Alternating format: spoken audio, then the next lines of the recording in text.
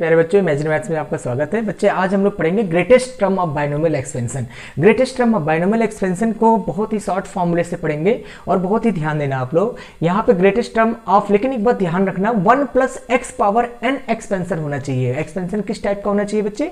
1 + x⁻n, मतलब यहाँ 1 होना चाहिए। ये x कुछ भी हो कोई मतलब नहीं, 1 के फॉर्म में 1+ ये फॉर्म होना चाहिए आपका एक्सपेंशन का। नहीं है तो आप बनाना पड़ेगा आपको। आप जब तक बनाओगे नहीं उसे तब तक ये फार्मूला आप डायरेक्ट अप्लाई कर नहीं सकते। आपको डायरेक्ट फार्मूला बताया है, एक फार्मूला और होते हैं TR+1 TR+1 greater than TR, उस तरीके से, लेकिन उतना लेंदी करने की जरूरत नहीं। आप शॉर्ट फार्मूला याद कर लो, ये आपके लिए बड़ा बेनिफिट होगा। ठीक है, अब देखो R = n+1 x / 1 + x, ये फार्मूला याद कर लो आप कि R पहले देखो ग्रेटेस्ट टर्म, बेटे टर्म निकालना है, मतलब इस कोई एक एक्सपेंशन दिया होगा उसका ग्रेटेस्ट टर्म कौन सा होगा, मतलब सबसे बड़ा लार्जेस्ट टर्म कौन सा होगा।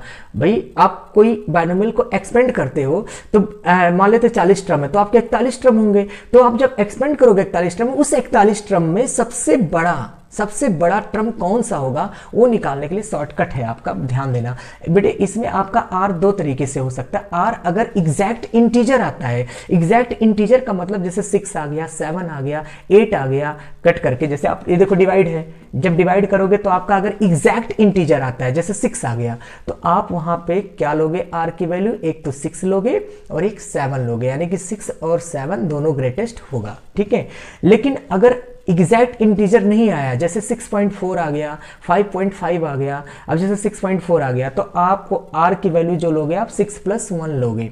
5 आ गया तो 5.4 आ गया तो आप लोगे 5 + 1 लोगे। ठीक है, 7.1 आ गया तो 7 + 1 लोगे आप। ठीक है, ये आप लोग याद रखना। चलिए मैं इन्हीं दोनों पर आपका क्वेश्चन लिख के लाया हूं। देखो पहला क्वेश्चन तो ये आप देखो, 3 + 2x ^ 50 where x = 1/5 find the largest term. आपसे पूछा है लार्जेस्ट टर्म क्या होगा, मतलब ग्रेटेस्ट टर्म क्या होगा, ग्रेटेस्ट कोफिशिएंट क्या होगा, इस तरीके से आपसे क्वेश्चन पूछ सकता है। तो लार्जेस्ट टर्म निकालने के लिए बेटे आपके 50 है तो नंबर ऑफ टर्म आपके 51 होंगे, तो क्या आप 51 टर्म तक एक्सपेंड करोगे, क्या आप कैलकुलेशन करोगे? कैलकुलेशन करते करते थक जाओगे कि कौन सा हमारा ग्रेटेस्ट टर्म होगा, कौन सा हमारा लार्जेस्ट टर्म होगा, ये निकालते निकालते बड़ी प्रॉब्लम होगी। तो इसके लिए आपको लिए शॉर्ट ट्रिक है R की वैल्यू, लेकिन एक बात याद रखना, एक्सपेंशन क्या होना चाहिए 1 + x। ये आपका एक्सपेंशन 1 + x नहीं है तो कोई बात नहीं, आप 3 कॉमन ले लो बेटे। जैसे 3 कॉमन लोगे तो पावर के साथ बाहर आएगा, 3 पावर 50,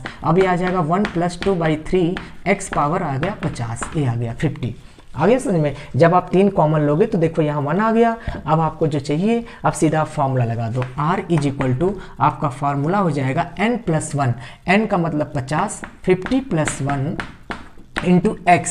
x का मतलब क्या, ये पूरा x आएगा बेटे, पूरा x, 2/3x ये पूरा आएगा, 1 + 2/3x ये पूरा आएगा। अब x की वैल्यू आपका 1/5 गिवन है तो आप x की वैल्यू 1/5 पुट कर दो, 51 × 2/3 × 1/5 होल डिवाइडेड 1 + 2/3 इंटू 1/5। अब आप देखो इसको जब आप सॉल्व करोगे तो आपका आ गया 102 डिवाइडेड बाई 15, और 15 से एलसीएम लोगे तो 15 और +2 17 आ गया, और 17/15 यहाँ भी 15 कट जाएगा। जब आप डिवाइड करोगे तो R की वैल्यू आपका आ गया 6, ये 17 से कट करके R की वैल्यू आ गया 6। अब 6 का मतलब एग्जैक्ट इंटीजर आ गया, तो एक तो आप 6 लोगे, R की वैल्यू एक तो आप 6 लोगे और एक क्या लोगे 7 लोगे, ये दोनों लेके चलना है आपको, एक तो 6 और एक 7, ये दो लेके चलना है। यानी कि आप यहाँ पे R की वैल्यू एक बार 6 और R की वैल्यू एक बार 7 लेके चलोगे। अब कैसे सॉल्व करोगे इसको, आपका 6 है तो 6 का मतलब 6 टर्म आपको निकालना है, तो आपको पता है आप फार्मूला होता है TR+1 = NCR x⁻n - r a⁻r, ये आपका फार्मूला होता है। मैंने आपको प्रीवियस वीडियो में बताया था जनरल टर्म। अब देखो y⁻r a⁻r किसी तरीके से लिख सकते हो। अब देखो ये 6 है ना, तो 6 को आप 5 + 1 लिख दो, क्या लिख दोगे आप 5 + 1, बेटे 6 है, यानी कि R देखो ये मतलब 6 टर्म 7 टर्म, 6 टर्म 7 टर्म। अब 6 टर्म और 7 टर्म का मतलब 5 + 1 करोगे तभी तो आपका 6 टर्म आएगा। अब n की वैल्यू आपका कितना है 50, तो आप लिख दोगे 50c कितना लिख दोगे 5, x की वैल्यू कितना हो जाएगा आपका 1 है, उसकी तो कोई ज़रूरत नहीं है, y की वैल्यू आपका हो जाएगा 2/3, x है और x की वैल्यू अभी लिख देंगे हम लोग, और पावर r की वैल्यू आपका 5 है। और एक चीज़ और है इसके साथ बेटे, इसके साथ आपका 3 पावर 50 भी है, 3 पावर 50 यहाँ लिख दो आप, 3 पावर 50 यहाँ लिख दिया मैंने। अब देखो आपका आंसर आ जाएगा 50C5, 3 पावर 50 और आपका आ जाएगा 2/3 और x की वैल्यू हो जाएगा 1/5 पावर 5। इस तरीके से आप लोग लिख सकते हैं। ये कौन सा टर्म हो गया आपका 5 + 1 करके 6 टर्म हो गया। अच्छा ये आपका दिख नहीं रहा है यहाँ पे है? देखो मैं इसे ऊपर लिख देता हूँ थोड़ा, ये चलो मैं नेक्स्ट आपको 7 टर्म बताने जा रहा हूँ। ये देखो कैसे लिखेंगे 7 टर्म के लिए, इससे मैं यहाँ पे रफ कर देता हूँ, इसे n+1/x से इसे कर देता हूँ रफ। देखो नेक्स्ट के लिए 7 वाला बेटे यहाँ पे लिख देता हूँ। देखो 7 आया था ना आपका, तो यहाँ पे आप लिखोगे t6 + 1 = NCR, तो 50C6 और x की वैल्यू आपका तो 1 है, लिखने की ज़रूरत नहीं है, 2/3 x पावर आ जाएगा आपका 6 और यहाँ पे कितना हो जाएगा, ये 3 पावर 50 आपका था ना, ये 3 पावर 50, ये 3 पावर 50 रहेगा, बस आपका आंसर आ जाएगा 3 पावर 50, 50C6 और 2/3 और x की वैल्यू है आपका 1/5 और पावर 6, ऐसे आप लिख दोगे।